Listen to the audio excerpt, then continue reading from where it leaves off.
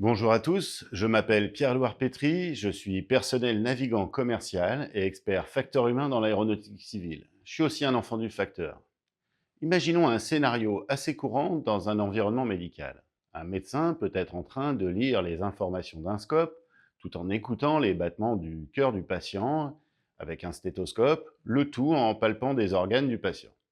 Chaque modalité sensorielle utilise un canal de traitement différent, ce qui permet au médecin de gérer efficacement plusieurs sources d'informations simultanément. Cette répartition des ressources cognitives réduit la charge mentale et permet une prise de décision plus rapide et plus précise. Eh bien, ce que je vous propose aujourd'hui, c'est d'explorer un concept essentiel dans le domaine de la psychologie cognitive et de l'ergonomie. C'est le modèle de Vikens sur les modalités sensorielles. Ce modèle est particulièrement pertinent car il nous aide à comprendre comment les informations sont traitées par notre cerveau et comment nous pouvons optimiser ce processus pour améliorer la performance et la sécurité. Selon le modèle de Vikens, également connu sous le nom de théorie des ressources multiples, le cerveau humain dispose de plusieurs canaux de traitement d'informations, chacun étant spécialisé dans une modalité sensorielle spécifique. Ces modalités incluent la vision, l'audition, le toucher et d'autres sens. D'après Vikens, chaque canal de traitement a ses propres ressources cognitives, ce qui signifie que nous pouvons traiter simultanément des informations provenant de différents canaux sans surcharger notre capacité cognitive. Par exemple, lorsque vous conduisez une voiture, vous utilisez votre vision pour surveiller la route et les autres véhicules, votre audition pour écouter les instructions du GPS et votre toucher de volant pour ressentir le comportement de la voiture. Chacune de ces tâches utilise un canal de traitement différent, ce qui permet de répartir la charge cognitive et d'éviter la surcharge et d'être rapidement sur les actions à mener. Pour les professionnels de santé, ce modèle est crucial. Dans un environnement médical, les informations proviennent de multiples sources. Les moniteurs de signaux vitaux, les alarmes sonores, les interactions verbales avec les patients et les collègues, les sensations tactiles lors des examens physiques.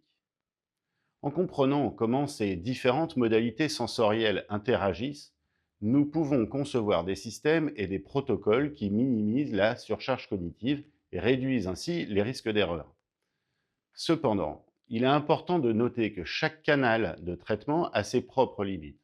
Je vous donne un exemple. Le canal visuel peut être surchargé par une quantité excessive d'informations visuelles, comme lorsqu'un médecin doit surveiller plusieurs moniteurs en même temps. De même, le canal auditif peut être saturé par des bruits de fond ou des alarmes multiples, rendant difficile la distinction des informations importantes. Le canal tactile, quant à lui, peut être limité par des sensations trop subtiles ou trop nombreuses, comme lors d'un examen physique complexe. En outre, il existe des situations où la surcharge cognitive peut encore se produire, même avec la répartition des ressources.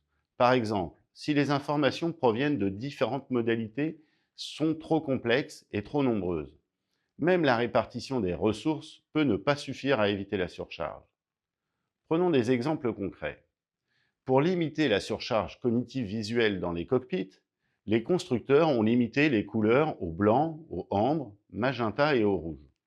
Dans les centrales nucléaires, lors de la modernisation des centres de contrôle, les indicateurs étaient devenus digitaux. Eh bien, ils sont revenus en arrière avec des indicateurs à aiguille. Car vous avez sûrement constaté par vous-même qu'il était plus facile et plus rapide de lire l'heure sur une montre à aiguille que sur une montre digitale. Dans les faits, je suis sûr que vous avez expérimenté par vous-même le besoin de baisser le volume de la radio dans la voiture pour effectuer une manœuvre compliquée. En fait, votre cerveau se protège de la surcharge cognitive. Il est crucial d'écouter les signaux que notre cerveau nous envoie et de se protéger de la surcharge cognitive. En résumé, le modèle de Vikens sur les modalités sensorielles nous offre une compréhension précieuse de la manière dont notre cerveau traite les informations. En appliquant ces principes dans notre pratique quotidienne, nous pouvons améliorer notre efficacité, notre sécurité et, en fin de compte, la qualité des soins que nous prodiguons à nos patients. Merci de votre attention. J'espère que cette introduction au modèle de Vikens vous incitera à explorer davantage les applications pratiques de cette théorie dans votre travail et à vous poser la question: et vous, Comment faites-vous pour ne pas surcharger vos différents canaux?